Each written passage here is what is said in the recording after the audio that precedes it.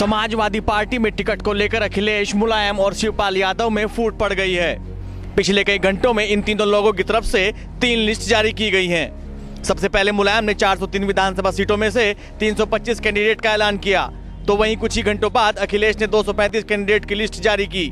तो उसके ठीक 2 घंटे बाद शिवपाल यादव ने भी 68 कैंडिडेट्स की एक लिस्ट और जारी कर दी। सूत्रों की माने तो अखिलेश यादव द्वारा जारी की गई लिस्ट के कैंडिडेट सपा से अलग सिंबल पर चुनाव लड़ सकते हैं, लेकिन अखिलेश की लिस्ट से अतीक अहमद, अमन मणि, सिकबतुल्ला और गायत्री प्रजापति जैसे नेताओं के नाम शामिल नहीं हैं। रामकुमार पुंडीर, पंजाब केसरी टीवी।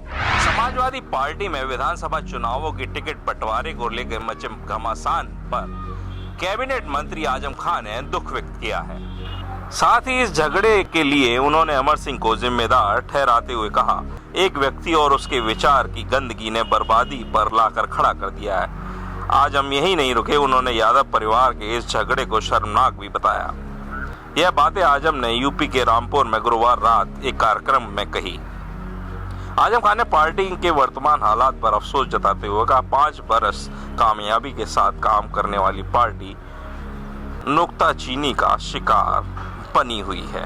इस वजह से भाजपा में जश्न मनाए जा रहे हैं और समाजवादी लोग मायूस हैं। पंजाब केसरी टीवी के लिए रामपुर से ब्रजभूषण। अखिलेश यादव की यूपी विधानसभा की 235 सीटों पर अपने न कैंडिडेट के नाम देते ही पार्टी में 2 फाड़ होने की चर्चा जोरों पर है। सूत्रों की माने तो अखिलेश अब सपा के चुनाव चिन्ह साइकिल को जब्त कराने के लिए इलेक्शन कमीशन के पास जा सकते हैं। वरिष्ठ पत्रकार रतन मणि लाल के मुताबिक अखिलेश चुनाव चिन्ह साइकिल को लेकर चुनाव आयोग में दावा ठोक सकते हैं। अगर ऐसा होता है तो चुनाव आयोग साइकिल निशान को विवादित मानते हुए फ्रिज करके 2 गुटों को अलग अलग सिंबल दे सकता है। पॉलिटिकल एक्सपर्ट की माने तो अखिलेश अब बैकफुट पर आ गए तो उनका करियर बर्बाद जाएगा।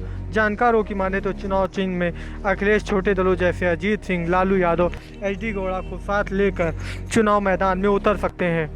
Sheikh on Punjab Kesari TV. गोरखपुर पहुंचे केंद्रीय पर्यटन मंत्री डॉक्टर महेश शर्मा ने गुरु गोरक्षनाथ संग्रहालय का शिलान्यास किया और पत्रकारों से बातचीत करते हुए राहुल गांधी पर और सपा पर जमकर निशाना साधते हुए कहा कि सपा पारिवारिक क्रिकेट खेले, अच्छी खेले, बुरी खेले या लड़कर खेले, लेकिन कम से कम प्रदेश की इस पिच को ना बर्बाद करे।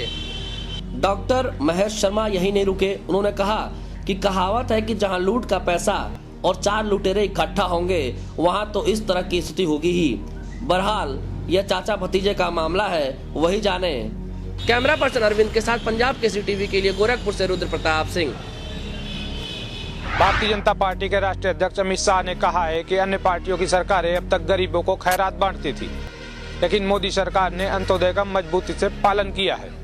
अमित शाह ने पंडित दीनदयाल उपाध्याय संपूर्ण बैंक के लोकार्पण के मौके पर कहा कि पहले की गैर भाजपा सरकारें गरीबों को खैरात देती थी, वे उनके जीवन को उन्नत बनाने की दिशा में काम नहीं करती थी, लेकिन केंद्र में प्रधानमंत्री नरेंद्र मोदी के नेतृत्व वाली भाजपा सरकार ने अंत्योदय अपनाया, जो पंडित दीनदयाल उपाध्याय का मूल मंत्र था। उन्होंने कहा कि मोदी के नेतृत्व वाली भाजपा सरकार ने समाज के आखिरी पंक्ति में खड़े गरीब को आगे लाने की दिशा में प्रयास किया है।